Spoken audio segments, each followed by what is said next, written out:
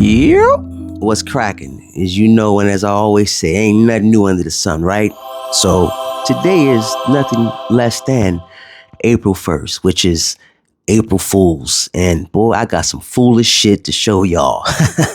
So to all my 1199 SEIU members out there that been keeping up with the Super Sambo, aka Tether House American Horror Story, I got a little something for you. Stay tuned and lock in. And then after this little update about what's really going on with the Montefiore re-election, we're going to spin the block. We're going to have a hearty har about Miss Harcott. All right, ladies and gentlemen, let's get to it. Now, as you can see, this is an actual flyer that's being circulated by one Miss Farrah Hargett for $11.99 vice president at Montefiore.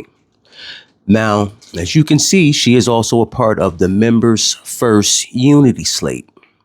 Now here you can see where she lists all of her accomplishments. But anyways, there's a reason that there's April Fools tagged across the front. And if there's one thing that my mother instilled in me was never trust a thief and never trust a liar.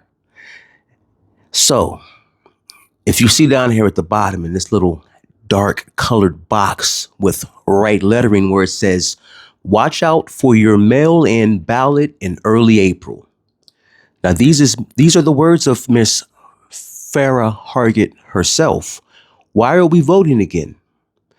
She claims a candidate filed an objection to vast, because it doesn't say the last, but vast election, to give peace of mind that our union elections are held to the highest standards.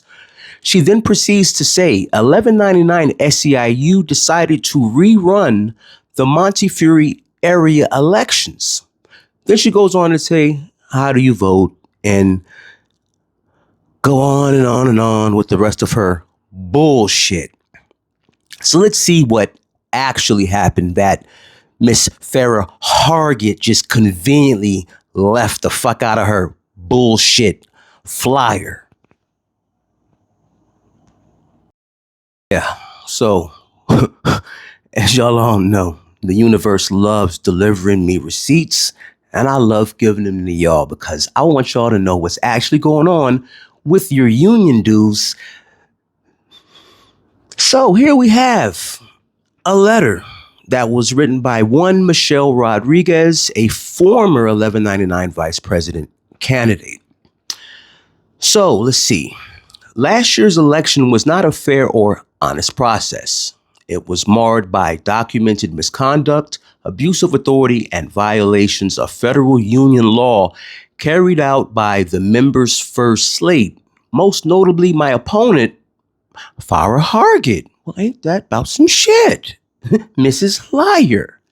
For several months, I pursued every available appeal after serious election violations were dismissed by a compromised union election board. Individuals who were later rewarded with union positions for their involvement, even the chair of election board that was subsequently hired by the union. Despite repeated attempts to suppress accountability, the matter was escalated to the U.S. Department of Labor, which conducted a federal investigation. The investigation concluded that one Miss Lion-ass Farrah Hargett violated federal law during her vice president campaign. These violations occurred over several months and directly impacted the integrity of the election, which means all locations were affected, ladies and gentlemen. That means the whole elections were compromised. But let's stay on track. Despite the misconduct, the election board attempted to conceal the findings. The final margin was around 200 votes obtained through unlawful practices. Now, you know what those unlawful practices are? They're called ballot parties that they charged y'all $35 a head to go to. But let me stay on track. Today, Montefiore members have a second chance. A federally mandated re-election has been approved. Let me repeat that, because Ms. Hargett told you that 1199 SEIU decided. They didn't decide anything. They got dog walked by the federal government and was told that they were federally mandated to have a re-election. because of due to union corruption. Let me repeat, due to union corruption. Only the second time in 1199's history, the last being in 1985, this election will be supervised by the Department of Labor, not the union, ensuring transparency and fairness, because clearly they're no longer capable of that, because this administration and the members' first slate is totally compromised. So, to proceed with the letter from Miss Michelle Rodriguez, I will not be running this election. I strongly support Olympia Strickland for vice president. Olympia represents the leadership our union needs, credible, principled, knowledgeable, and committed to the members. The union belongs to its members. No one is above federal union law. This re-election proves that our rights matter and that accountability is possible when we stand firm. Please share this information, participate, vote, stand up against corruption, justice for Montefiore. And like I always say, transparency forces accountability. And we back again. So here, what I'm presenting to you, and you can see the actual case number at the upper right, and you can see the heading, U.S. Department of Labor, Office of Labor Management Standards, New York District, dated December 22nd, 2025. Now let's see. This letter seems to have been addressed to one Miss Yvonne Armstrong. Mrs. I like to go to Jamaica on ML's birthday, but never mind. We'll talk about the Japan trip later. Dear Miss Armstrong, this will acknowledge our voluntary compliance agreement dated December 19th, 2025, and accept the agreement of Service Employees International Union Local 1199 to conduct a new election and installation for the offices of Montefiore Vice President and Montefiore Rank and File Executive Council member on or before April 15th, 2026. Under the supervision of the Secretary of Labor and in accordance with Title IV of the LMRDA, new nominations will not be required unless a position becomes uncontested. Furthermore, this will accept the waiver of Service Employees International Union Local 1199 relating to the timeliness of any and all actions required to be taken by the Secretary pursuant to Section 402 of the Labor Management Reporting and Disclosure Act of 1959, LMRDA, arising from or relating to the challenged election of officers conducted by Service Employees International Union Local 1199 on May 3rd, 2025. In consideration of this agreement and waiver of Service Employees International Union Local 1199, it is agreed that legal proceedings will not be initiated at this time. In other words, we're not going to nail your ass to the wall and sue you for federal fucking election fraud, union election fraud under the members' first slate, but we're going to give you the opportunity to correct it. That's some shit. But the right of the Secretary to initiate such proceedings is reserved until 60 days after the completion of the 10-day protest period. Any dispute arising during the course of the supervised elections as to the legality or practicability of any election procedure shall be decided by the representative of the Secretary of Labor. A member of my staff will be contacting you in the near future to reschedule a pre-election conference to discuss the necessary rules and work out arrangements for the supervised election. No action pertaining to the election should be taken by the Service Employees International Union Local 1199 until that time. In other words, you don't move until we tell you to, because you're on a leash for violating federal union election laws and deceiving your members. And Ms. Farrah Hargett is doing that right now by telling you that the reason they're having a re-election is because 1199 decided that they wanted to be fairness and accountability. No, they're doing it because they ass got told to by the federal government, or they were going to be held accountable, and they don't want that bad press, and they don't want to get dog-walked in federal court. Anyways, if you have any questions, please do not hesitate to contact me at, and you see the number. Sincerely, Erica D. Weber, District Director.